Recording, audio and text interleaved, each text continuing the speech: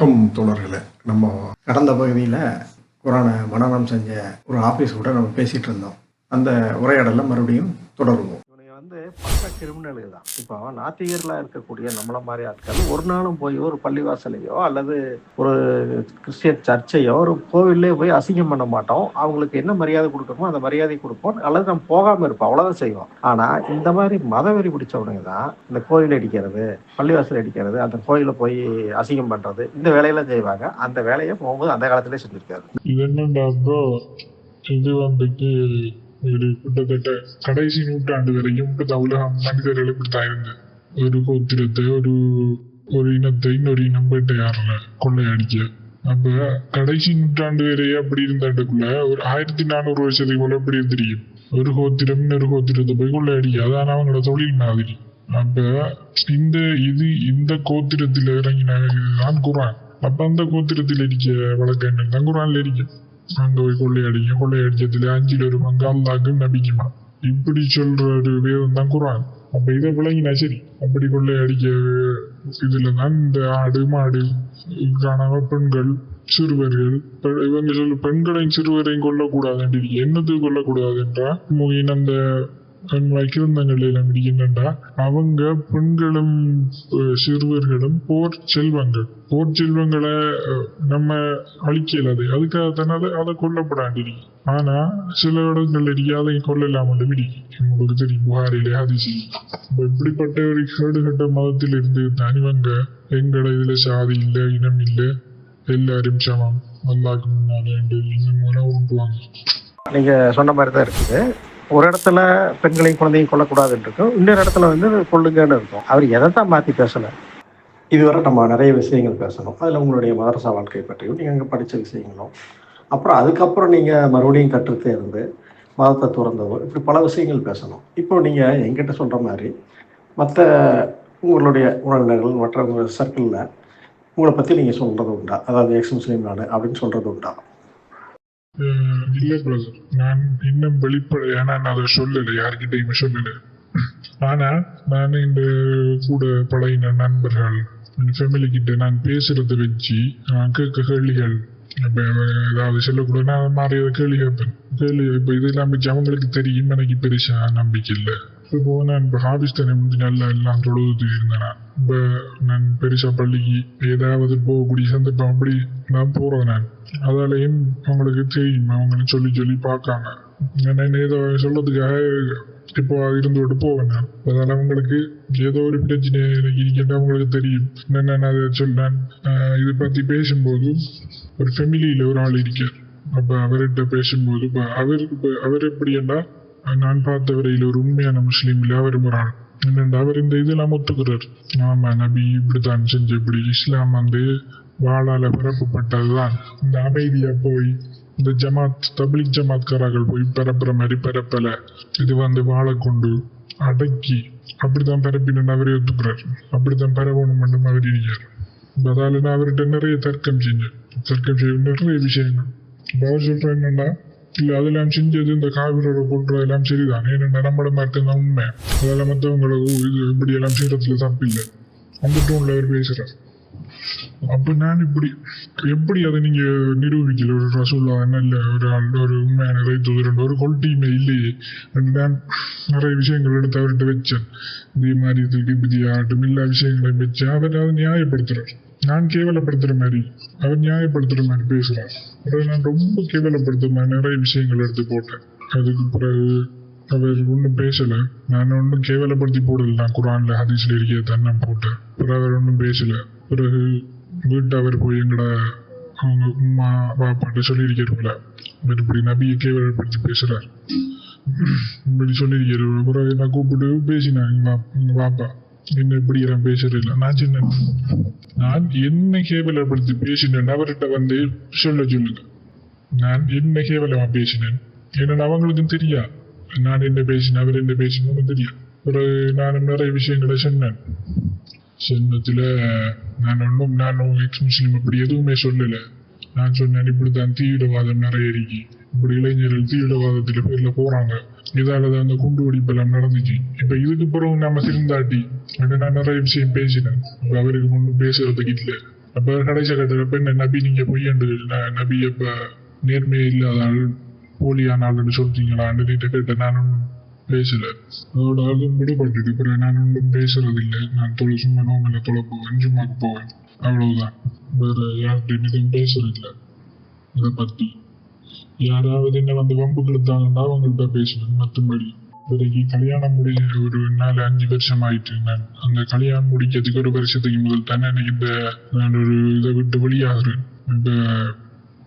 நான் இப்போ வைஃபு கிட்ட அந்த அளவுக்கு இப்போ நான் சில விஷயங்கள் ஹெல்ப் இப்போ வைஃப் கிட்ட கூட அவக்கு ரொம்ப விளங்கிட்டேன். எனக்கு பெருசா நம்பிக்கையெல்லாம் போயிட்டாண்டு. அதால ஒரு முதல் 1 வருஷம் 2 வருஷத்துக்கு நிறைய என்ன எதிர்த்தா, நிறைய கவலைப்பட்டா. இப்படி நீங்க இப்படி காட்சி இருந்து இப்படி மதத்தை விட்டு போயிட்டீங்களே நிறைய கவலைப்பட்டா. பிறகு நான் ஒவ்வொரு விஷயம் எடுத்து வச்சு மெதுவா இப்படி மார்க்கத்தில் இருக்க உங்களுக்கு தெரியுமா எல்லா விஷயத்தையும் சொன்னதுக்கு பிறகு அவக்கு ஒரு நம்பிக்கையோட தடமாற்றம் கொண்டு இருக்கி. ஆனா அவ எப்படி என்ன இஸ்லாத்திலே நான் இருப்பேன் எப்படி என்ன அவ என்ற போக்குக்கு விட்டுட்டா. சரி நீங்க சொல்றதுல ஏதோ நியாயம் இருக்கி, நீங்க செய்யறது சொல்றதுல ஏதோ நியாயம் இருக்கி அந்த இதுல விட்டுட்டா. நானே சொல்லுவேன், அடிக்கடி குரான் ஓத சொல்லுவேன். அதை நான் சும்மா சொல்றதுக்காக ஏதோ ஒன்று செஞ்சுட்டு அப்படியே போகிறதா. அந்த அளவுக்கு நான் யாருக்குமே தெரியாம அப்படியே ஒழிச்சு அப்படி இல்லை. பொதுவாகவே தெரியும், நான் நிறைய விஷயம் ஃபேஸ்புக்லயே போஸ்ட் பண்ணிருக்கேன். அதுல தெரியும் நான் அந்த மதரசாவில் ஓகே இந்த லைஃப்ல இன்னொரு பிரச்சனை வந்துச்சு. பிறகு அதை வச்சு என்ன இதாலதான் நான் இப்படி பேசுறதாலதான் அந்த பிரச்சனை வந்துட்டு சொல்ல தொடங்கிட்டாங்க. அது என்னன்னு சொல்ல முடியாது. பிறகு நான் அது வேற வழி இல்லாம திரும்ப நான் முஸ்லீம் வேஷம் போட்டு அது நான் பழைய மாதிரி இருக்க தொடங்கிட்டேன். இஸ்லாமை பத்தி ஆய்வு பண்றீங்க, அதில் நிறைய பிரச்சனைகள் இருக்கிறது உங்களுக்கு புரியுது. ஹதீஸ் குர்ஆன் எப்படி ஒன்றுக்கு முரண்பட்டது, இப்படி பல நிலைகளை கடந்து வர்றீங்க. அப்போ உங்களுக்கு இஸ்லாம் தவறுன்னு தெரியுது. ஆனா மற்ற மதங்கள் சரியா இருக்கலாம், இல்ல ஒருவேளை கிறிஸ்தவம் சரியா இருக்கலாம், இந்து மதம் சரியா இருக்கலாம் அப்படின்னு ஏன் உங்களுக்கு தோணலை? ஏனென்றோ இப்ப இன்னைக்கு மத்தாக்கள் எப்படி என்று தெரியல. எனக்கு இந்த சின்ன வயசுல இருந்து இந்த சயின்ஸ் அப்படி அது சம்பந்தமா நிறைய ஆய்வுகள் நடத்த நிறைய இது படிக்க. ஒரு இந்து மதம் இல்லாட்டி இந்து மதம் கிறிஸ்டியானிட்டியை விடுங்க, இந்து மதம் அது அதில் இருக்க விஷயங்களை பார்க்கும்போது அது ஒரு உண்மையான மதம் மாதிரி எனக்கு தோணலை. அது பொதுவாக எல்லா முஸ்லீம்களுக்கும் இடிக்கும், அது இடிக்க வேற விஷயம். இப்ப முஸ்லீம்கள் சொல்ற நியாயம் அவங்க எல்லா கடவுளையும் வணங்குறாங்க, அது இல்ல விஷயம். இப்ப அதுல இருக்க இப்ப இந்து என்ற மதம் உண்மையாவே இல்லை. ஒரு உண்மையா சொல்ல போனா இந்து மதம் என்ற ஒரு மதமே இல்லை. அது நிறைய இந்த சாதி வழிபாடுகள் குல வழிபாடு எல்லாம் சேர்ந்தது மொத்தமா சேர்ந்த ஒரு பேர் தான் இந்து மதம் என்று சொல்றாங்க. அப்படி இந்து மதமே இல்லை, அது இந்து மதத்துக்குரிய விளக்கம். அடுத்து கிறிஸ்டியானிட்டி இப்ப நான் எப்படி நம்பிக்கை இருந்தேன், கிறிஸ்டியன் ஜீசஸ் துறை தூதர் இப்படித்தானே சொல்லி போட்டிருக்கேன். அதுல தொடர்ச்சி தான் முகமது. இப்ப இந்த விஷயங்கள் இப்ப இஸ்லாம் பொய் என்ற சின்னத்துல எல்லாமே விளங்கிட்டு இப்ப எல்லா மதமே உண்டு கிட்டத்தட்ட ரெண்டாவது விளங்கின. அடுத்தது பைபிள் இருக்க நிறைய பிள்ளைகள் தெரியும். ஏனென்றால் அந்த முஸ்லீம் இருக்க நிறைய கிறிஸ்டியனோட நிறைய விவாதம் பண்ணிருக்கேன், நிறைய வாக்குவாதம் பண்ணிருக்கேன். அதால பைபிள் எப்படிப்பட்ட வேதம் அப்படி தெரியும். ஆனா இப்ப நீங்க கேட்கலாம், அப்படியே நீங்க குரான் அப்படி நம்பலன்னு கேட்கலாம். என்னோட நான் அப்படித்தான் குரானை பிறகு இந்த ஷாக்கிர் நாயக் சொல்றது சயின்டிபிக் ரீசன்ஸ் இதெல்லாம் வச்சுதான் நான் குரானை நம்பிக்கிட்டேன். பிறகு எல்லாம் போலி விளங்கினதுக்கு பிறகுதான் இது எல்லாத்தையுமே விட்டாச்சு. நான் குரானை நம்பினேன். எப்படி என்றா சயின்ஸ் இந்த மாடர்ன் சயின்ஸுக்கு குரான் பொருந்தது என்று அப்படித்தானே சொல்லி இந்த ஷாக்கிர் நாயக் ஆகட்டும் இந்த பிஜி ஆகட்டும் எல்லாருமே இப்படி குரான்ல சயின்ஸ் பிறகு அதை நான் ஒவ்வொன்றா படிக்க தொடங்கினது பிறகுதான் மகிழ்ச்சி இதெல்லாம் இவங்க உருவாக்கின சயின்ஸ்.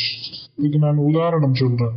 ஆமா, நீங்க சொல்றது சரிதான். நமக்கு ஓரளவுக்கு இஸ்லாம் பற்றி சொல்லித்தரும் போதே கூடவே சொல்லித்தர விஷயம் என்னன்னு கேட்டா, மற்ற மதங்கள் அதாவது மற்ற நம்பிக்கைகள் எல்லாமே பிழையானது, இஸ்லாம் மட்டுமே உயர்ந்தது அப்படின்னு தான் நமக்கு சொல்லி தருவாங்க. அது மற்ற மதங்கள் எப்படி தவறானது அப்படிங்கிறதுக்கு நிறைய விளக்கங்கள் கொடுப்பாங்க. அதனால நமக்கு மற்ற மதங்கள் மேல ஒரு நல்ல அபிப்பிராயமே இருக்காது. சூரத்துல் யாசீன் ஒரு வசனம் வருது, வஷம்சு தஜ்ரீ முஸ்தகரில் ஹதாலிக தக்தீருல் அஸீஸில் அலீம். அதாவது இந்த சூரியன் சந்திரன் இதெல்லாம் ஒரு தங்குமிடத்தின் பல் சென்று கொண்டிருக்கு.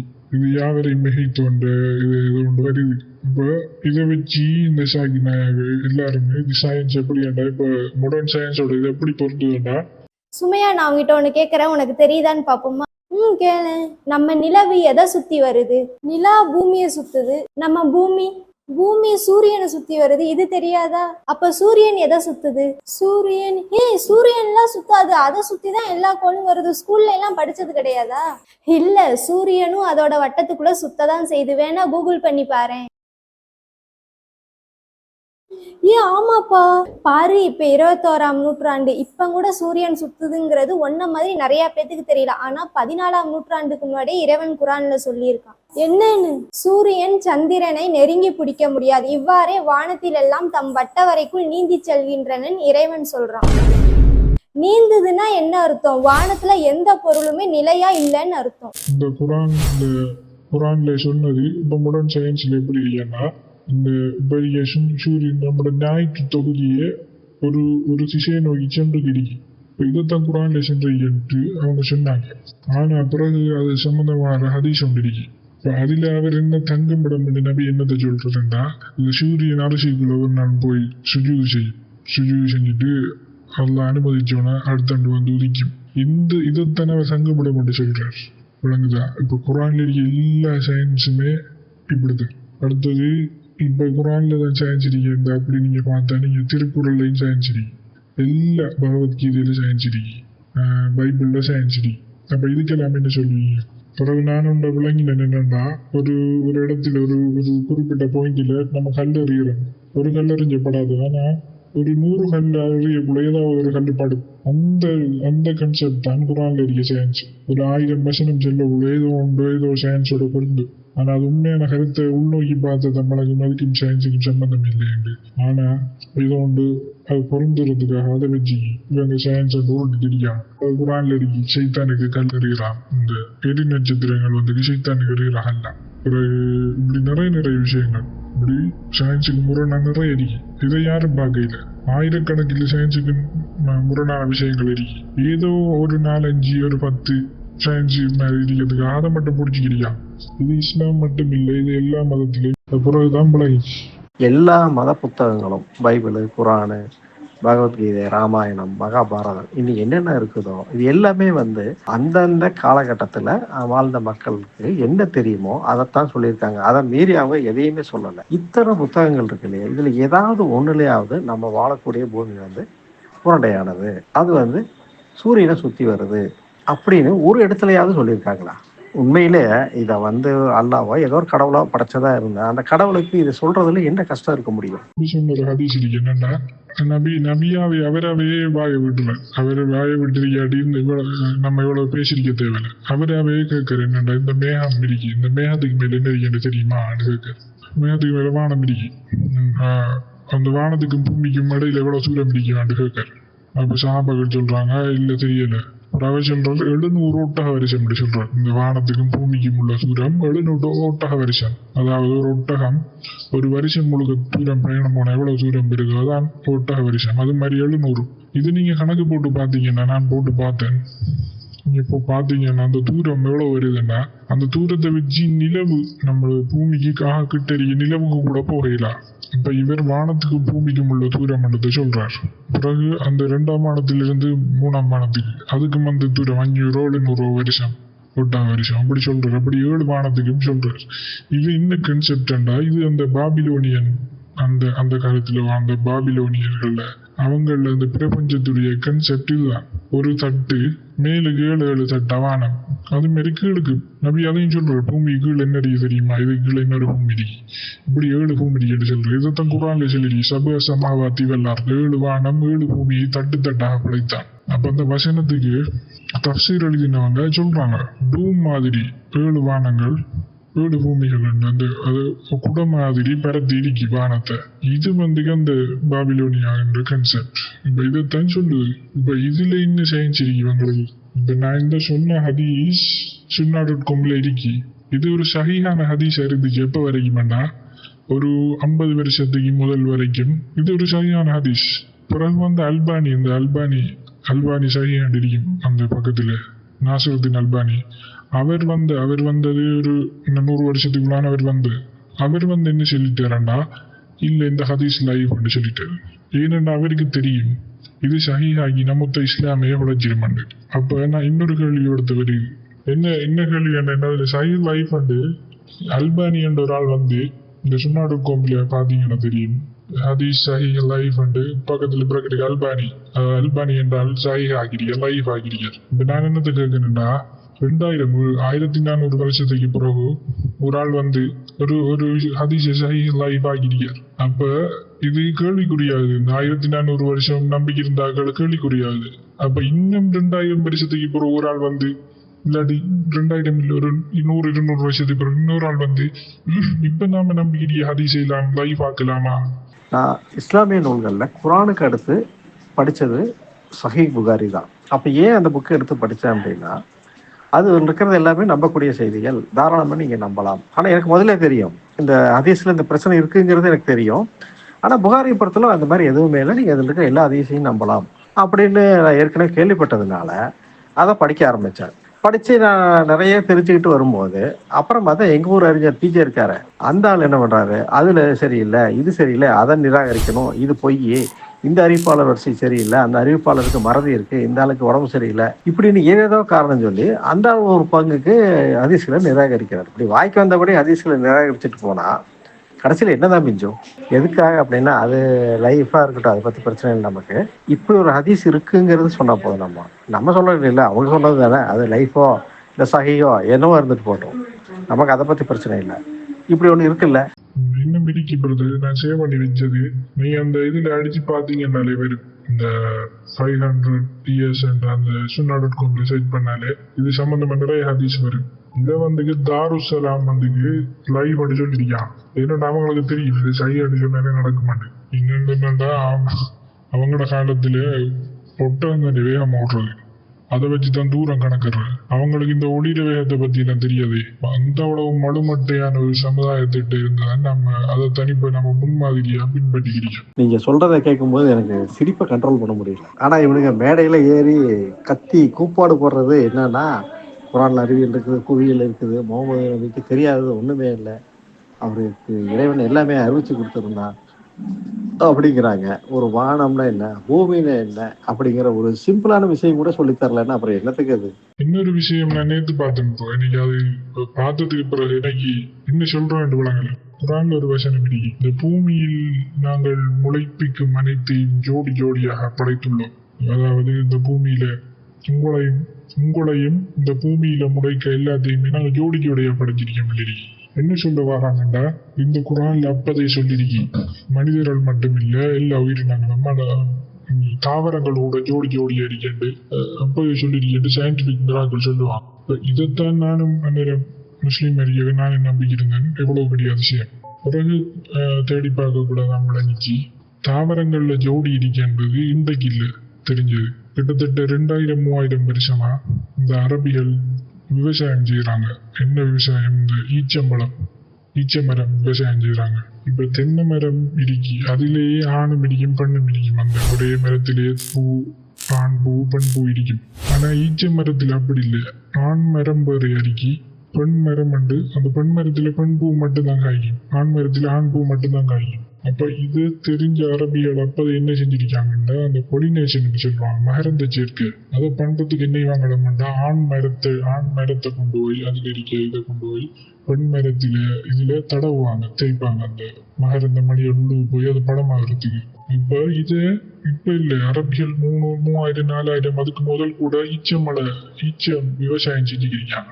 அப்ப அவங்களுக்கு தெரியும் அப்பவே தாவரத்திலே யானை மிடிக்கி பெண்ணு மிடிக்கண்டு. ஆனா நபி என்ன சொல்லியிருக்கா தெரியுமா ஹதீஸ்ல? நபி ஒரு ரோட்டால ஏதோ வந்துக்கிட்டார். அப்ப கொஞ்சம் விவசாயிகள் அந்த மகரந்த சேர்க்கை செய்யறாங்க, ஆண் மரத்தை கொண்டு போய் பெண் மரத்துல தடவுற அந்த வேலையோடு செய்யறாங்க. அப்ப நபி சொல்றாரு, நீங்க ஏன் இதை செய்யறீங்கன்னு கேட்காரு. அப்ப அவங்க சொல்றாங்க, இது இந்த ஹதீஸ் சஹீஹ் முஸ்லீம்ல வருது. அப்ப அவங்க சொல்றாங்க, இது இப்படி செஞ்சதான் இது விளைச்சல் தரும், அது விளைச்சல் தரும். சும்மாவும் நடக்கும், அது காத்திலேயோ இந்த பூச்சிகள் மூலமாவோ நடக்கும் அந்த மகரந்தம்.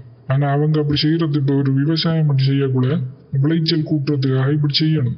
அப்ப அவங்க அந்த அரபிகள் சஹாபாக்கள் சொல்றாங்க, இப்படி செஞ்சது அதிக விளைச்சல் தரும், அதுக்காக அதை செய்யறோம். அப்ப நபி சொல்றது தெரியுமா? நபி சொல்ற, அப்படி நீங்க செய்ய தேவையில்லை. அது நீங்க செய்யாம விட்டாலே அது வரும். அவர் என்ன நோக்கத்துல செல்றாரு எல்லாம் வல்லட நாட்டம். வல்லட நாட்டம் எடுத்தாலே இல்ல நீங்க எப்படி எல்லாம் செய்ய தேவையில்லை. இதே அவர் இன்னொரு விஷயத்துல சொல்லியிருக்கல என்னன்னா அந்த பொம்பளைக்கு உள்ள அடிமை பெண்களை கற்பழிக்கக்குள்ள உள்ளுக்கு விட்டு அடிக்கிறது இல்லாட்டி தேவையான கேட்கக்குள்ள இதே விஷயத்தை சொல்லியிருக்காரு. நீங்க அப்படி செஞ்சாலும் செய்யாட்டியும் நல்லா உருவாக்க வேண்டியது உருவாக அதே விஷயத்தை இவர்த்த சொல்றார். சொன்னதுக்கு சகாபாக்கள் ஓகே கேட்டுட்டு அதை செய்யாம விடுறாங்க.